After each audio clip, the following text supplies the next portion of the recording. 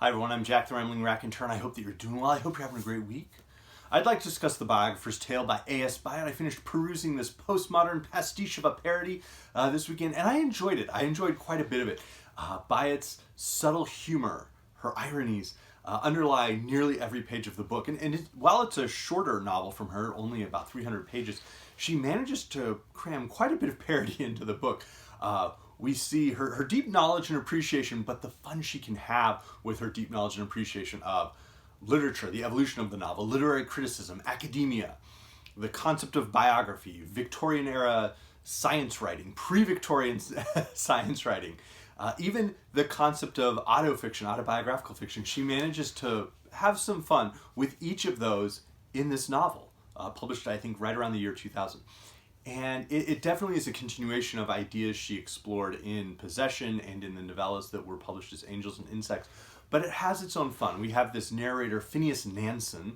We get the etymology of his name early on in the book, who has decided that he is no longer interested in being a postgraduate student in literature and exploring literature. He has instead discovered a love of biography, and that biography is not a bastard form, but rather the idea that the biographer can actually possess his or her subject in a way that perhaps the subject never actually possessed his or her own life. And so the biographer has this art to the biography, and that the biographer can correct errors within the subject's own writings perhaps, or understanding of concepts.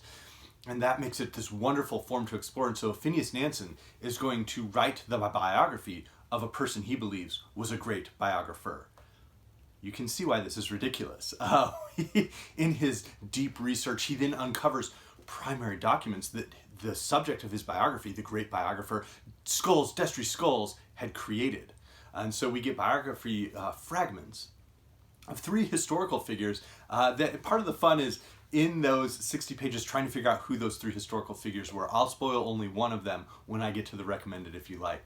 But we get those forms. So we have this narrative, this autobiographical narrative, commenting in these odd digressions, not unlike the posthumous memoirs of Brás Cubas by Machado de Assis had done when I read that last month. And then we get these biographies, one of which takes the form of a play's script in part. And then we're back to Phineas, we're back to his search and the relationships he's building, the job he gets to support him on this utterly fruitless quest that he's on. But it really is quite fun. It's quite a fun book. He later uncovers a set of note cards and photographs. We get descriptions of the photographs. We get the note cards interspersed with his own thoughs.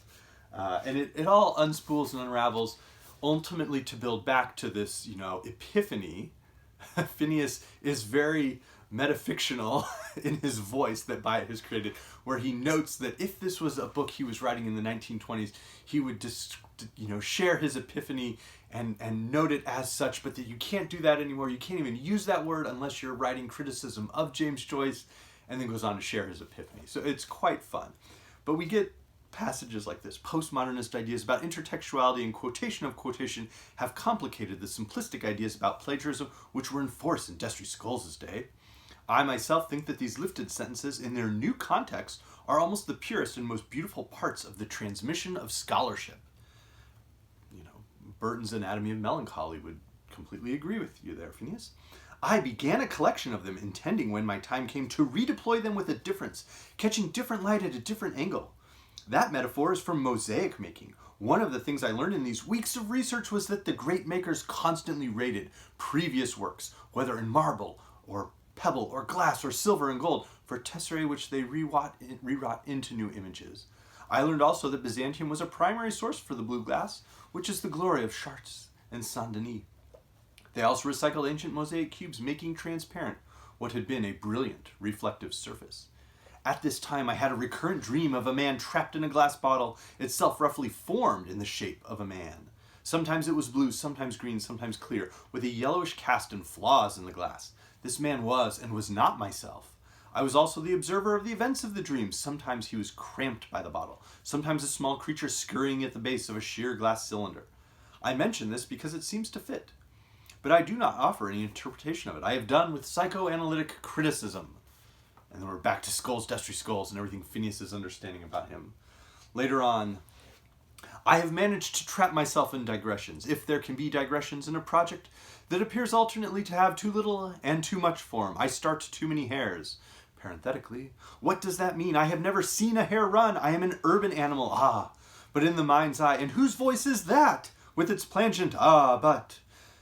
End parentheses. I shall go back to my list of what was before I or Destry Skulls interrupted it. A reasonably coherent hybrids and mixtures cluster. Card number 54, June 5th, 1888. The sea's magnetic power, the longing for the sea. Human beings akin to the sea, bound by the sea, dependent on the sea, must return to it. And it goes on. So, there's all sorts of digressions. There's Byatt's running commentary through Phineas on many, many different ideas that she, of course, has a deep reading in. And I think some of that minutiae can be frustrating or off-putting for many readers. The three subjects of those fragmented biographies, I happen to be very familiar with two of them, and I was aware of and have background on the third. So this worked for me. But I think, a different reader, that might not be the same experience. But I did enjoy it. I think it's a nice sort of continuation, again, as I said, of some of the themes Byatt explores in other books. Is it her best book? Absolutely not. Possession is her best book. Possession is one of the finest books of the 20th century. It's one of the finest novels, in my opinion, ever written. I love that book. The subtitle of that book, A Romance, really could also be a subtitle in this book. Byatt, despite all of the irony, despite all of this acerbic humor that she cuts in all directions with, at her heart can be a very romantic writer. And that ultimately is part of the fun revelation of the biographer's tale, is the romance and the discovery of romance that exists within the book. So it's one that I did enjoy reading, and one that I would encourage people who have read A.S. Byatt or who have a deep interest in sort of metafictional writing, postmodern writing, very formal postmodern writing, to explore. So, the biographer's tale. Now, as always, some recommended if you like. Now, one I was reminded of was the deep pre-modernist postmodernism of Machado de Assis in the posthumous memoirs of Brás Cubas. We even get a line, as Machado de Assis was joking around with, there will only be 5 people reading these memoirs, where Phineas notes that he doesn't really expect anybody to read this, manuscript he's written. Two very, very deep influences on Byatt are The French Lieutenant's Woman by John Fowles, where he has the multiple endings in here. There's a sense in which the biographer's tale feels like it could have ended at multiple times, and Byatt is not explicitly speaking to the reader to play with that, but has Phineas sort of toying around with where he could end it. And that, of course, is... I love The French Lieutenant's Woman as well. The other one being Iris Murdoch. Specifically in this one, I would say The Black Prince. The nature of the first-person narrative throughout much of The Black Prince, that from Bradley Pearson, right down to sort of the ambiguous sexuality that occurs in both The Black Prince and The Biographer's Tale.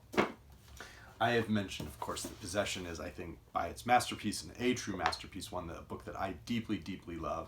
But in between Possession and The Biographer's Tale, she had written a couple of novellas published in Angels and Insects that work with sort of this bridge from Victorian writing into the science writing occurring during the Victorian era. Taxonomy, theory of evolution, expanses in biology. And those are themes she definitely amplifies from Angels and Insects into The Biographer's Tale. Now, in terms of, other novelists that I was reminded of, the very formal way in which Byatt is a postmodernist reminds me of Don DeLillo, specifically his novel Mao II. I'm not a huge fan of this book, but it's a very formal book, and I sense that. Another would be Paul Auster. I was reading this book with Shelley Swearingen, and we were talking about it all this past week, and she noted at one point, and I want to give attribution to her as a good biographer, that it felt like a postmodern detective novel, and I said, well, that reminds me of the New York Trilogy from Paul Auster. And then in terms of the play with semiotics, the ways in which characters seem to be pursuing this fruitless quest, of course, calls to mind Foucault's Pendulum from Umberto Eco. And finally, one of the 3 characters who receives a biography, and I think the one that most people would be able to pick up on, is Henrik Ibsen. To the that's the one that receives the play script, to the point where there are multiple times where she quotes from either Peer Gynt or When We Dead Wake. In fact, sort of playing with the idea from When We Dead Wake about Rubik as a sculptor and what he can, the difference between the form and the art he creates in his sculptures being akin to that of the biographer and the subject of the biography. So it was really interesting. It was an enjoyable book to read. Let me know if you've read more A.S. Byatt. I have yet to read the children's book. That will probably be the next one of her books I read. I've read most of the others and enjoyed many of them. So again, I hope everybody's doing well. Thanks.